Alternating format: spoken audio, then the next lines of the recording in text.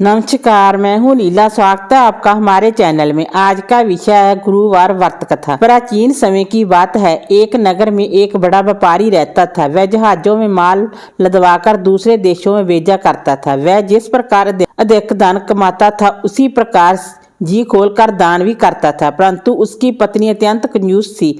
वह किसी को एक दमड़ी भी नहीं देने देती थी। एक बार सेठ जब दूसरे देश से व्यापार करने गया तो पीछे से बृहस्पति देव ने साधु वेश में उसकी पत्नी से भिक्षा मांगी। व्यापारी की पत्नी बृहस्पति देव से बोली, हे साधु महाराज, मैं इस दान और पुण्य से तंग आ गई हूँ। आप कोई ऐसा उपाय बताएं जिससे मेरा सारा धन नष्ट हो जाए और मैं आराम से रह सकूं। मैं ये धन लूटता हुआ नहीं देख सकती। बृहस्पति देव ने कहा, हे देवी, तुम बड़ी विचित्र हो। संतान और धन से कोई दुखी होता है? अगर अधिक धन है तो इसे शुभ कार्यों में लगाओ। कुंवारी कन्याओं का विवाह कराओ, विद्यालय और बाग बगीचों का निर्माण कराओ। ऐसे पुण्य कार्य करने से तुम्हारा लोक परलोक सार्थक हो सकता है। परंतु साधु की इन बातों से व्यापारी की पत्नी को खुशी नहीं हुई। उसने कहा, मुझे ऐसे धन की आवश्यकता नहीं है जिसे मैं दान दूं। तब बृहस्पति देव बोले, यदि तुम्हारी ऐसी इच्छा है तो तुम एक उपाय करना। 7 बृहस्पतिवार घर को गोबर से लीपना, अपने केशों को पीली मिट्टी से धोना, केशों को धोते समय स्नान करना, व्यापारी से हजाम तक बनाने को कहना, भोजन में मांस मदिरा खाना, कपड़े अपने घर धोना। ऐसा करने से तुम्हारा सारा धन नष्ट हो जाएगा। इतना कहकर बृहस्पति देव अंतर्ध्यान हो गए। व्यापारी की पत्नी ने बृहस्पति देव के कहे अनुसार 7 बृहस्पतिवार वैसा ही करने का निश्चय किया। केवल 3 बृहस्पतिवार बीते थे कि उसकी समस्त धन संपत्ति नष्ट हो गई और वह परलोक सिधार गई। जब व्यापारी वापस आया तो उसने देखा कि उसका सब कुछ नष्ट हो चुका है।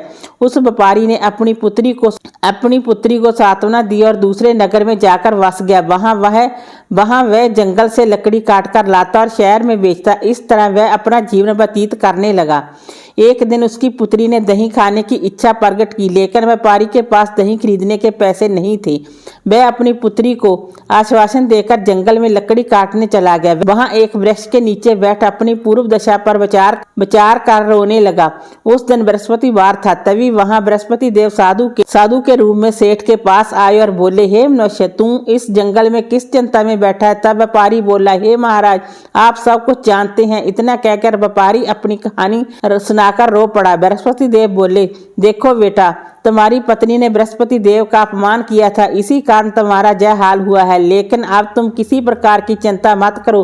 तुम गुरुवार के दिन बृहस्पति देव का पाठ करो। 2 पैसे के चने और गुड़ को लेकर जाल के लोटे में शक्कर डालकर वह अमृत और प्रसाद अपने परिवार के सदस्यों और कथा सुनने वालों में बांट दो। समय भी प्रसाद और चरणामृत लो।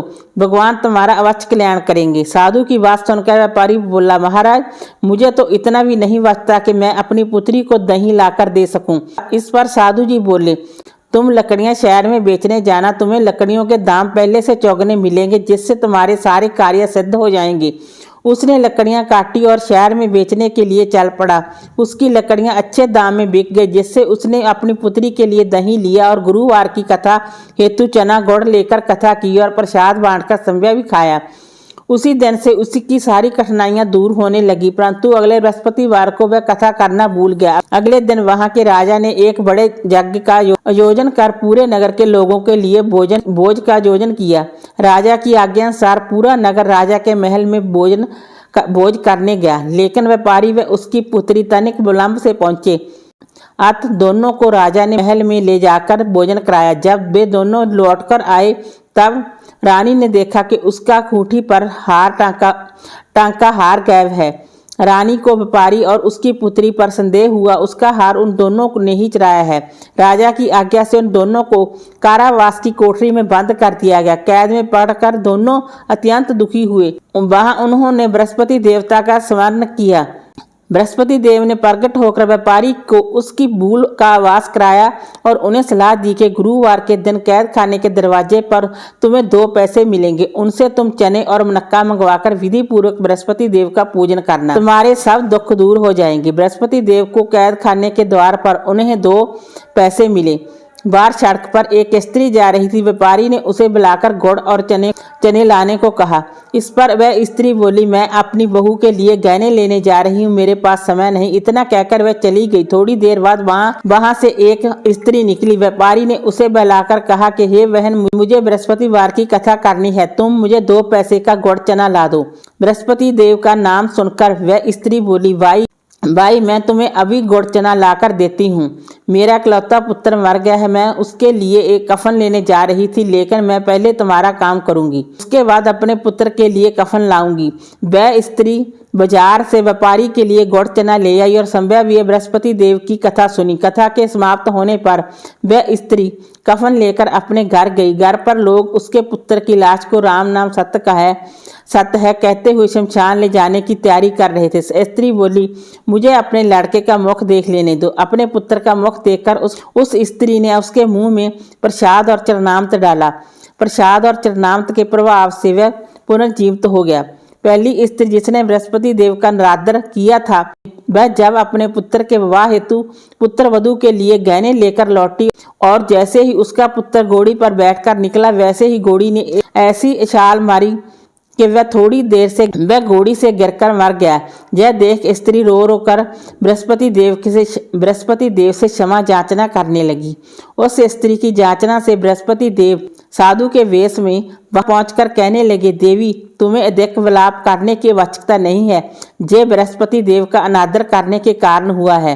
तुम वापस जाकर मेरे वक्त से क्षमा मांगकर कथा सुनो, तब ही तुम्हारी मनोकामना पूर्ण होगी। जेल में जाकर उस स्त्री ने व्यापारी से माफी मांगी और कथा सुनी। कथा के उपरांत वह प्रसाद और चरणामृत लेकर अपने घर वापस गई। घर आकर उसने चरणामृत और मृत पुत्र के मुख में डाला। चरणामृत के प्रभाव से उसका पुत्र भी जीवित हो उठा। उसी रात बृहस्पति देव राजा के सपने में आए और बोले, हे राजन, तूने जिस व्यापारी और उसकी पुत्री को जेल में कैद कर रखा है वह बिल्कुल निर्दोष है। तुम्हारी रानी का हार वहीं खूंटी पर टका है। दिन निकला तो राजा रानी ने हार खूंटी पर लटका देखा। राजा ने उस व्यापारी और उसकी पुत्री को रिहा कर दिया और उन्हें आधा राज देकर उसकी पुत्री का विवाह उच्च कुल में करवाकर दहेज में हीरे जवाहर दिए। वीडियो अच्छा लगा हो तो लाइक कीजिए, शेयर कीजिए, सब्सक्राइब कीजिए। Thanks for watching this video.